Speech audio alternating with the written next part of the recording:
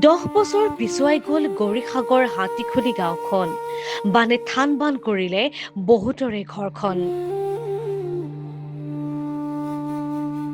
মানৱতাৰ উৎকৃষ্ট নিদৰ্শন দাঙি ধৰি বৰ্ণাঢ্যৰ কাষত থিয় হ'ল সৰ্বে ভৱন্ত সুখীন দল। বহুতৰ হেতা পৰা মুখত হাঁহি বিৰিঙিবলৈ সক্ষম হ'ল। এজাক তৰুণ তৰুণী মাৰ বান্ধি থিয় হ'ল বানাক্ৰান্ত অঞ্চলত বৰ্ণাঢ্যৰ কাষত।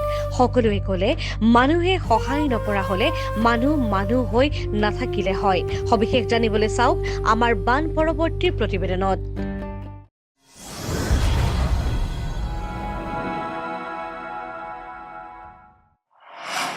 দেশৰ চুকে কোণে অসম চৰ্চিত হৈছে বানপানীৰ বাবে।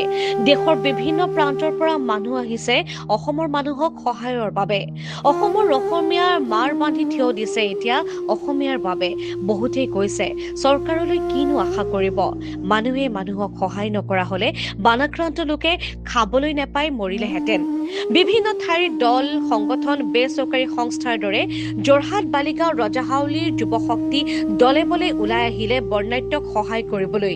সৰ্বে ভৱন্ত সুখী দলৰ একাংশ তৰুণ তৰুণীয়ে শ্ৰমদান কৰি সাহায্য প্ৰদান কৰি বৰ্ণাঢ্যক অকণমান হাঁহি বিৰিঙাবলৈ এতিয়া চেষ্টা কৰিছে। মই সিদ্ধাৰ্থ কলিতাৰ লগত সংযুক্ত হ'ম। একদম নামঘৰটো স্বৰূপটোৱে আপোনালোকে সলনি কৰি পেলালে যে আকৌ মানুহে আচলতে আহি ইয়াত পুৱা গধূলি অকণমান সেৱা ল'বলৈ আকৌ আহিব পৰা পৰিস্থিতি এটা আপোনালোকে সৃষ্টি কৰিলে। কওকচোন এই বিষয়ে। হয়, আমি সৰ্বভৱন্ত সুখীনৰ তৰফৰ পৰা আপোনালোকৰ চেনেললৈ আন্তৰিক ধন্যবাদ জনাইছোঁ যে আপোনালোকে আমাৰ এই কামখিনিত দেখুৱাইছে বা আমাক কথা নাই সেইটোত, কিন্তু তথাপিতো আমাৰ যুৱকসকলৰ যিটো উৎসাহ এই কামটোৰ কাৰণে যোৱা আমি বান সাহায্য আমাৰ যোৱা একমাহ ধৰি আমাৰ বান সাহায্য কাৰ্যসূচী চলি আছে। আজি আমি ইয়াৰ শিৱসাগৰ হাতীখুলি নকাৰী গাঁৱত আছোঁ, নতুন নকাৰী গাঁও। তাত তেখেতসকলৰ নামঘৰৰ অৱস্থা আমি অহা অৱস্থাত আপোনালোকৰ হয়তো দেখিছিলেই নি চাগে, সম্পূৰ্ণ ঘেলেৰে পোত গৈ আছিলে। আজি আমাৰ যুৱকসকলৰ প্ৰচেষ্টাত এই পানী কঢ়িয়াই আছে।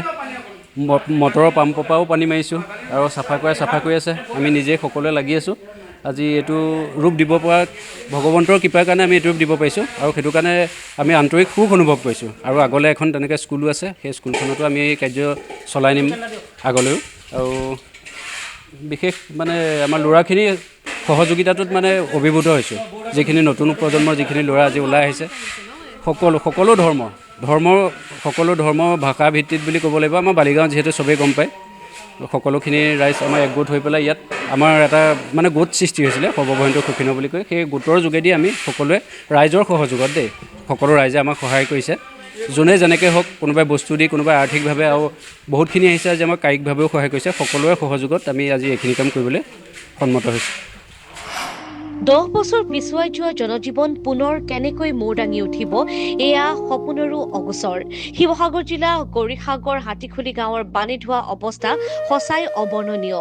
কোনোৱে চৰকাৰে দিয়া সাহায্যও লাভ কৰা নাই। বহুজনে তেওঁলোকৰ খবৰেই পোৱা নাই। তেনেস্থলত স্বাভাৱিক জীৱন ঘূৰাই পোৱাটো সম্ভৱ হ'বনে? সৰ্বে ভৱন্ত সুখীন দলৰ সকলোৱে চেষ্টা কৰিছে কিছু সাহায্যৰ লগতে শ্ৰমদান কৰি বানাক্ৰান্তক সহায় কৰিবলৈ। নচাৰিঙীয়া গাঁৱৰ নামঘৰটো চাফাই কৰি সেৱকীয়ে পুৱা গধূলি ভক্তি সেৱা কৰিব পৰাকৈ সকলোৱে এতিয়া হাতে কামে লাগি দিছে। শিৱসাগৰৰ গৌৰীসাগৰৰ পৰা আমি গ্ৰাউণ্ড জিৰ' ৰিপৰ্ট দেখুৱাই আছোঁ। বৰ্তমান অসমৰ পৰিৱেশ পৰিস্থিতি সম্পৰ্কত সম্প্ৰচাৰিত হৈ আছে এই প্ৰতিবেদন। আৰু গৌৰীসাগৰ ৰাইজে কেনেদৰে জীয়াতুৰ ভুগিলে, বৰ্ণাঢ্য ৰাইজৰ লগত সংযুক্ত হৈ আমি তেওঁলোকৰ মনোভাৱ জানিবলৈ প্ৰয়াস কৰিম। প্ৰায় এটা মাহ, আমি আকৌ কৈছোঁ প্ৰায় এটা মাহ উজনি অসমৰ সম্পূৰ্ণ তছনছ কৰি পেলাইছে প্ৰাকৃতিক দুৰ্যোগ বানপানীয়ে। আজি তাৰিখতো কিন্তু কেন্দ্ৰীয় চৰকাৰৰ কেতিয়াও গা লৰা নাই। এতিয়াও কিন্তু বানপানী ৰাষ্ট্ৰীয় সমস্যাৰ ৰূপে কেতিয়াও কিন্তু স্বীকৃতি দিয়াত কেন্দ্ৰীয় চৰকাৰে কিন্তু এতিয়াও মাত মতা নাই। গতিকে যথেষ্ট এটা পৰিতাপৰ বিষয়, যিখন অসম আজি মুহূৰ্তৰ ভিতৰতে, ৰাতিটোৰ ভিতৰতে পানীয়ে সম্পূৰ্ণ তেওঁলোকৰ প্ৰতিচ্ছবিখনে সলাই পেলালে। এমুঠি খোৱা আহাৰৰ বাবে, এসাঁজ পিন্ধিবৰ বাবে প্ৰতি মুহূৰ্তত তেওঁলোকে ভুগি আছিলে, কিন্তু আজি এটা মাহৰ পাছতো যদিও অকণমান তেওঁলোকে খাবলৈ পাইছে পিন্ধিবলৈ পাইছে, তথাপিও কিন্তু সেই পূৰ্বৰ জীৱন কেতিয়া ঘূৰি আহিব সেয়া কোনো নিশ্চয়তা নাই। গতিকে চৰকাৰী সাহায্যই তেওঁলোকৰ বাৰু সেই সমস্যাসমূহৰ সমাধান পূৰণ হ'বনে? মাত্ৰ 15,000 টকা বা তেওঁলোকে দিয়া সামান্যতম সেয়াই কিমানখিনি তেওঁলোকৰ জীৱন ঘূৰাই নিব, এয়া আজিৰ তাৰিখত এটা ডাঙৰ প্ৰশ্ন। আমি বন্যাত্ৰসকলৰ লগত জড়িত হ'বলৈ প্ৰয়াস কৰিম। আমি প্ৰথমে আপোনাৰ পৰা জানিবলৈ চেষ্টা কৰিছোঁ, কওকচোন বৰ্তমান অৱস্থা কেনেকুৱা? আমাৰ ধৰক যিটো অৱস্থা হৈছে ধৰক পানীত হাঁহ নচৰা লেখীয়া অৱস্থা, আৰু কিমান দিন ভোগ কৰিব লাগিব আমি সেইটোও ধৰক ক'ব পৰা নাই। আমি এতিয়া ধৰক যদিও অলপ পানী শুকাইছে তথাপিতো ধৰক একেবাৰে যে শুকাই যাব আমি সেইটো আশা কৰিব পৰা নাই। কেনেকুৱা ধৰণৰ ক্ষয়ক্ষতি হৈছে আপোনাৰ? ক্ষয়ক্ষতিটো আমাৰ বহুত হৈছে ধৰক, সেইটো আমি ধৰক প্ৰকাশ কৰিব নোৱাৰা অৱস্থাত যিমানখিনি ধৰক ক্ষয়ক্ষতি হৈছে সেইখিনি আমি বিশেষ প্ৰকাশ কৰিব পৰা নাই। গাঁওখনৰ অৱস্থাটোৰ বিষয়ে কওকচোন, এই পানীখিনি ক'ৰ পৰা আহিলে, কেনেকুৱা ধৰণে আচলতে আপোনালোকে হঠাৎ নেদেখা এখন ছবি দেখিবলৈ পালে? নমস্কাৰ। সৰ্বপ্ৰথমে আপোনালোকৰ সংবাদ মাধ্যমক আমি আন্তৰিক ধন্যবাদ জ্ঞাপন কৰিছোঁ। ইতিমধ্যে আপোনালোকে দেখিছে আমাৰ শিৱসাগৰ জিলাৰ গৰিয়াগড় উন্নয়ন খণ্ডৰ অন্তৰ্গত হাতীখুলি গাঁও পঞ্চায়তৰ আমাৰ এইখন নচাৰিঙীয়া গাঁও। এই গাঁওখন এই অঞ্চলৰ এইখন জকাইচুক পথাৰ।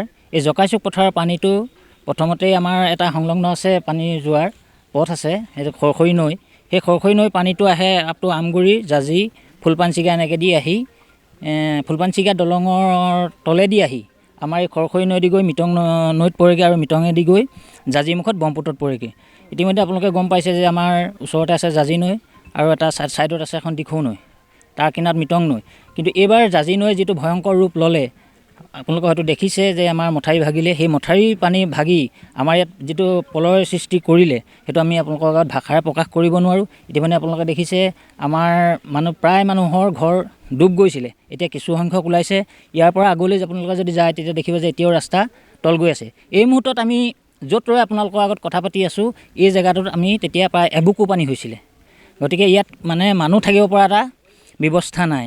ইতিমধ্যে অসমৰ বিভিন্ন প্ৰান্তৰ পৰা যিসকল শহীদ বান্ধৱে আহি বা বিভিন্ন দল সংগঠন ব্যক্তিগতভাৱে হ'লেও আহি আমাক ইয়াত সহায়ৰ হাত আগবঢ়ালেহি, তেওঁলোকক আমাৰ তৰফৰ পৰা আপোনালোকৰ সংবাদ মাধ্যমৰ যোগেদি আমি আন্তৰিক ধন্যবাদ জ্ঞাপন কৰিছোঁ। লগতে আপোনালোকৰ সংবাদ মাধ্যমৰ যোগেদি আমি বিভাগীয় কৰ্তৃপক্ষ তথা অসম চৰকাৰক আমি এটা কথা অনুৰোধ কৰিব বিচাৰোঁ। আমাৰ এতিয়া যি প্ৰলয় হৈ গ'ল, এই প্ৰলয়তকৈ কিন্তু আৰু বেছি প্ৰলয় আহি আছে। যিহেতু আমাৰ প্ৰায়বিলাক মানুহৰ ঘৰৰ গছ গছনি, ঘাঁহ বন, বাৰীৰ ঘাঁহ বন গেলি ইতিমধ্যে এটা দুৰ্গন্ধময় পৰিৱেশ ক্ৰমান্বয়ে আহিবলৈ ধৰিছে। যেতিয়া পানীটো ইয়াতকৈ অলপ শুকাই যাব, জেগাবিলাক অকণমান ওলোৱা নিচিনা হ'ব, তেতিয়া এই ঘাঁহ বন গছ গছনিবিলাক গেলি যিটো দুৰ্গন্ধময় পৰিৱেশ সৃষ্টি হ'ব, তাত কিন্তু মানুহৰ জীৱনৰ কাৰণে কিন্তু এটা ভয়াৱহ দিন আহি আছে। গতিকে বিভাগীয় কৰ্তৃপক্ষৰ যোগেদি খুব সঘনাই আমাক যাতে ইয়াত মেডিকেল কেম্পৰ এটা ব্যৱস্থা কৰে, তাৰ কাৰণে আপোনালোকৰ সংবাদ মাধ্যমৰ যোগেদি মই অনুৰোধ জনাইছোঁ। আৰু আমাৰ ইতিমধ্যে আপোনালোকৰ পথাৰখন দেখিছে সম্পূৰ্ণ বগা হৈ আছে। আমাৰ যি পশুধন আছে, এই পশুধনৰ খাদ্য একেবাৰে শেষ হৈ গ'ল। গতিকে বিভাগীয় কৰ্তৃপক্ষই যাতে ঘনাই আমাক ইয়াত পশুধনৰ কাৰণে হাঁহ ছাগলী গৰু এইবিলাকৰ কাৰণে যাতে খাদ্য যোগান ধৰে, তাৰ কাৰণে আমি অনুৰোধ জনাইছোঁ। নিশ্চয়কৈ আমি আশা কৰিম কেৱল সমষ্টিবাসী নহয়, ইয়াৰ জনপ্ৰতিনিধিসকল নহয়, কেন্দ্ৰীয় চৰকাৰ, আমাৰ ৰাজ্য চৰকাৰ আহক, বিশেষকৈ তেওঁলোকৰ পৰিস্থিতিখিনি বুজ লওক, আৰু এই বন্যাত্ৰসকলৰ মুখত অকণমান হাঁহি বিৰিঙাৰ বাবে তেওঁলোকৰ পূৰ্বৰ জীৱন যাপনখিনি অন্ততঃ 0.5% যদি আপুনি ঘূৰাই দিব পাৰে, তেতিয়াহ'লে নিশ্চয়কৈ তেওঁলোকে অকণমান মূৰ তুলিয়াকৈ উঠিব পাৰিব। প্ৰায় জন্মৰ পৰা বহুতে নেদেখা এখন প্ৰতিচ্ছবি দেখিবলৈ পাইছে ইয়াত, নহয়নে? 14 বছৰ হ'ল, এইবাৰ ইয়াত প্ৰথম পানী পাইছোঁ। মোৰ শাহু মাহঁতেও নাই পোৱা বুলিয়ে কৈছে, ইমান ডাঙৰ পানী ইয়াত।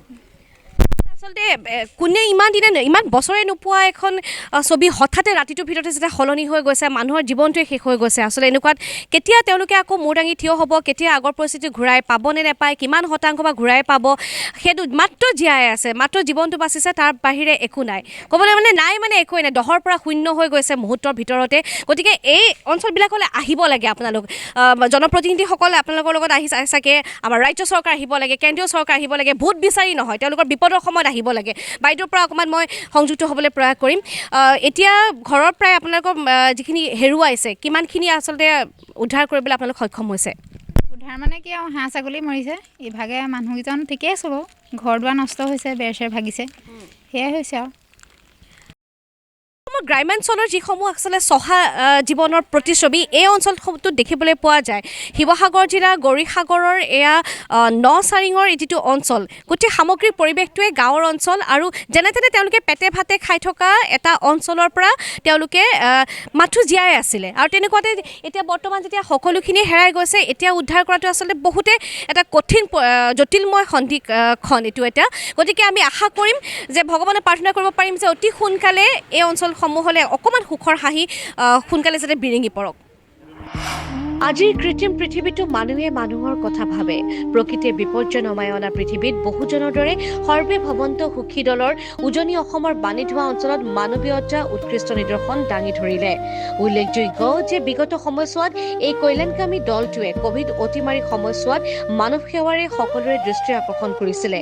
এইবাৰো বন্যাটোৰ কাষত থিয় দি বহুতৰে মুখত এতিয়া আশাৰ ৰেঙনি কঢ়িয়াবলৈ সক্ষম হৈছে। আৰু এনেদৰে বন্যাটোৱে কিদৰে জীৱন যাপন কৰিছে আপুনি ভাবিবও নোৱাৰে। এটা মাহ হ'ল, এটা মাহ আপোনালোকে কিদৰে কটালে আমিতো ভাবিবই পৰা নাই। এতিয়াও পানী শুকোৱা নাই? নাই শুকোৱা। মই আজি 21 দিন হ'ল, 21 দিনে এনেকৈ আছোঁ আৰু এনেকৈ অহা যোৱা কৰি আছোঁ আৰু। এই পানীটো ক'ৰ পানী পাইছে? এইটো পানী দিখৌ জাজি। কিমান অনিষ্ট কৰিছে আপোনালোকক? বহুত যথেষ্ট, মোৰ বহুত টকা লোকচান হৈ গৈছে। আৰু কি কেনেকৈ ধৰণে আপোনালোকে জীৱিকা কি আছিলে? জীৱিকা আমাৰ হাজিৰাহে। হাজিৰা। এনেদৰে হাজিৰা কৰি তেওঁলোকে মাত্ৰ যেনে তেনে খাই আছিলে আৰু এনেদৰে শেষ হৈ যোৱা ঘৰখন কিদৰে তেওঁলোকে পুনৰুদ্ধাৰ কৰিব, আকৌ কেনেদৰে এপদ এপদকৈ বস্তুসমূহ গোটাব, সেয়া আচলতে ভাবিব নোৱাৰা এটা পৰিস্থিতি। আৰু তথাপি আমি ভিতৰৰ পৰিস্থিতিটো দেখুৱাবলৈ যত্ন কৰিম। এনেদৰে যদি এওঁলোকক অকণমান এতিয়া ৰাইজৰ প্ৰয়োজন, চৰকাৰৰ প্ৰয়োজন, সকলোৱে যাতে তেওঁলোকক আকৌ আগৰ অৱস্থালৈ যাতে ঘূৰাই আহিব পৰাকৈ অকণমান সক্ষম কৰি তোলে, তাৰ বাবে সকলোৱে চেষ্টা কৰিব লাগিব।